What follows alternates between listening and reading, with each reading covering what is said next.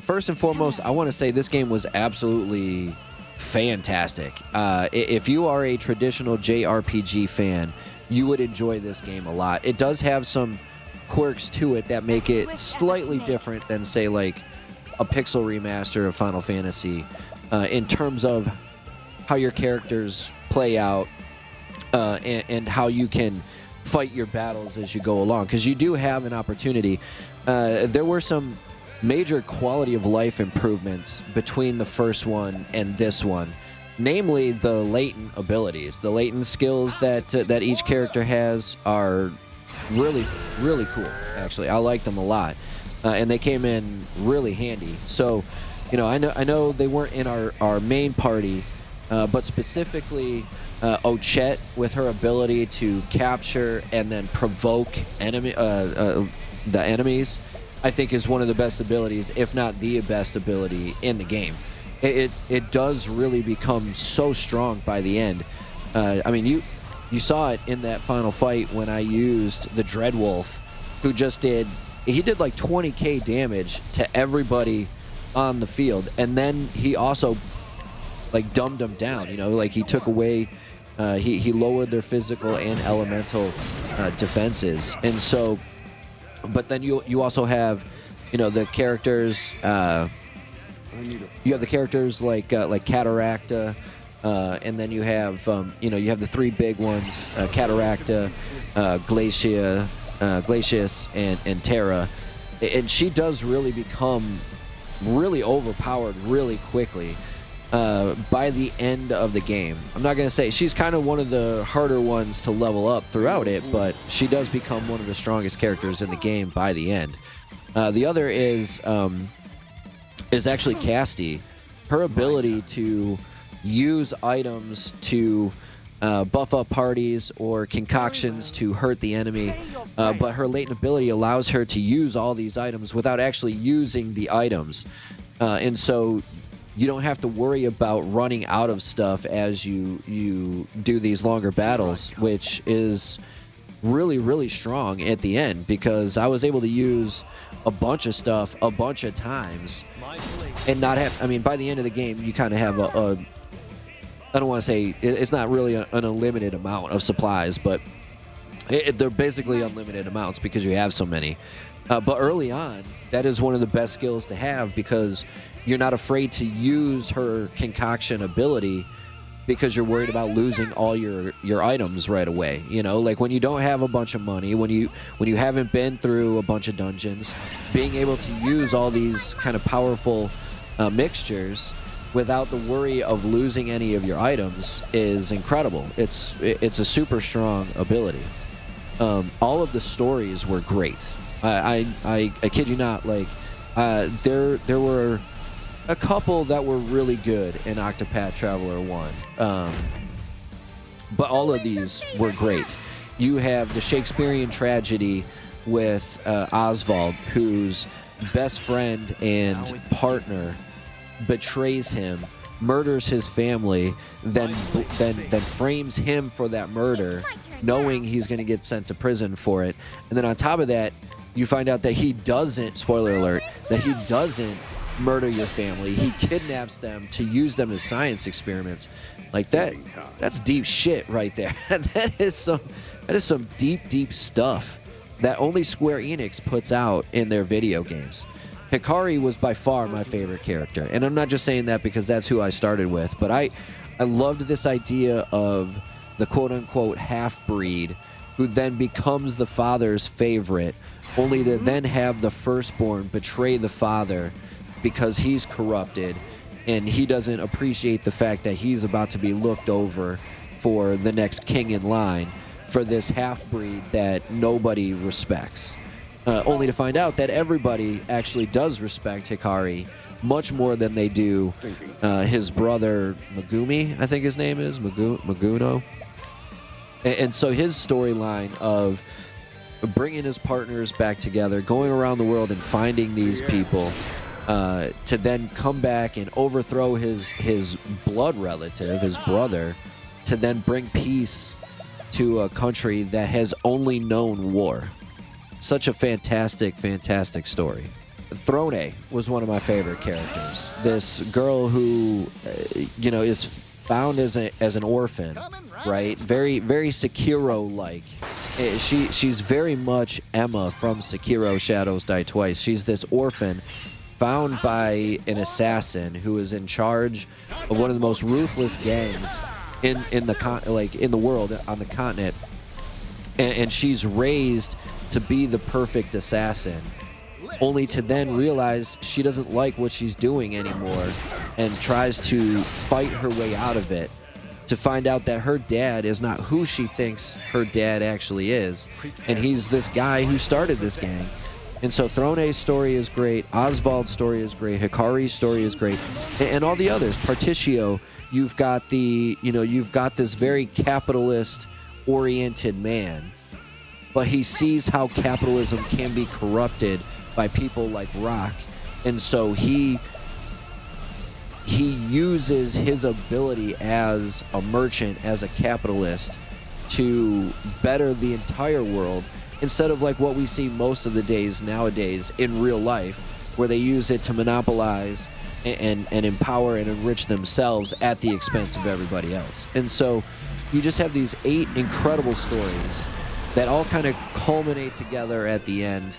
And if you stick to it, I mean, the end really does make a lot of sense, right? You have these people that have worshipped essentially the devil. It's not the devil, but you have your 8 gods of light, and then you have your one god of darkness.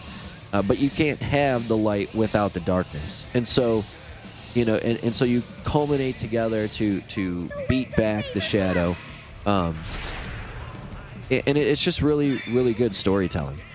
The battle system is great, but I liked that in the first one. Again, the latent abilities really make it better.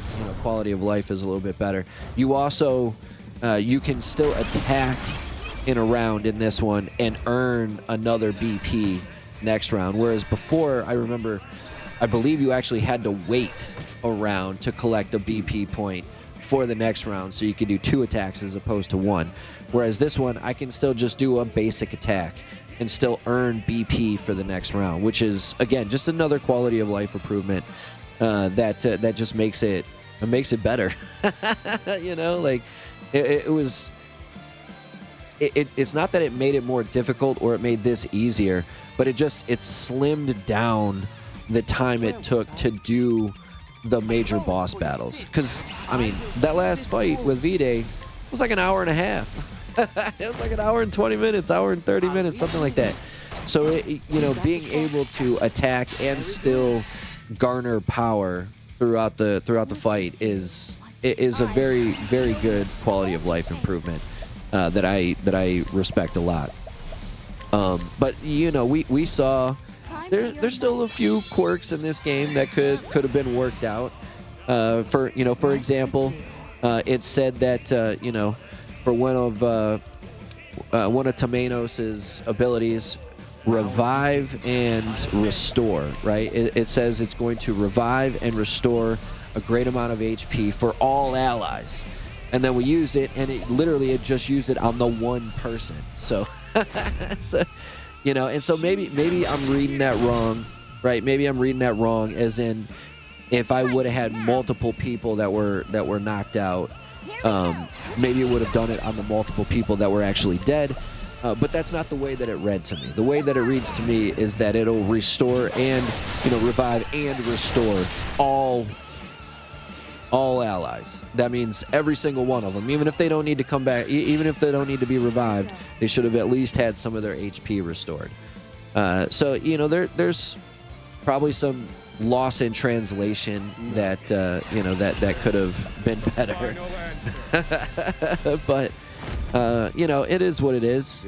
But the one thing that I really wanted to state about this was, last week I was getting super frustrated. The last time we fought V-Day, I was getting super frustrated with the fact that we were able to make it so far into the game, and then all of a sudden it was just like impossible to beat this boss. And this is kind of a thing that Square Enix, has put out for a while now. And it wasn't until I was watching a video on Final Fantasy VIII from friend of the channel, Kobe, aka Imaginator, that it actually really kind of started making sense to me. Square Enix is one of the few companies, very much like FromSoft, and one of the reasons why I love the FromSoft games is they don't hold your hand. They treat you like an adult, and they expect you to learn how to play the game. And so for me to be angry at the developers of the game, knowing that that's the type of game that they create, would be hypocritical. You know, sure, I can be frustrated, and I can be upset with it, and I can call bullshit, and I can call this is stupid and all that stuff, but it's really not. It actually makes me appreciate these games more. That it's like, okay, hey, you've played for 100, 120 hours. Now let's see if you really understand how to play this game. And I really do respect that. And I've got a whole new love for Final Fantasy VIII and their battle system because of it. Even though I still, I still have problems with it, and I still have problems with this going from, hey, 55 is like the highest you need to be, to, oh well, now you can't beat this person until you're level 75, 80. You know, like it sucks. It sucks. It pisses me off. I'm not gonna lie. It upsets me. But I can't knock the game because I should have come to expect it by Square Enix now. They make games for everybody, but they don't make games for children, if that makes any sense. You know, they respect gaming as an art form. My turn. And so they expect, if you're going to play a Square Enix game, that you're going to be somebody who appreciates video games. And so, you know, like as much as I wanted to hate this game for doing that and all of a sudden incredible difficulty increase, I really can't. I really can't, because Square Enix has been doing that for years. You know, Final Fantasy VIII is another example. And so for them to treat me like an adult, like From Software does, and me to hate on it because of that, then I'm just being childish. And so, you know, like I feel bad for, getting frustrated. I don't feel bad for getting frustrated. I feel bad for calling the game bullshit after 140 hours of one of the funnest games I've played in a long time. Am I saying that it's one of the best games I've played in a long time? No. I mean, you've got Final Fantasy VII Rebirth, you've got Legend of Zelda Tears of the Kingdom. There were so many good games that in quality terms are better than this. But this was such a fun playthrough. I enjoyed this game so much.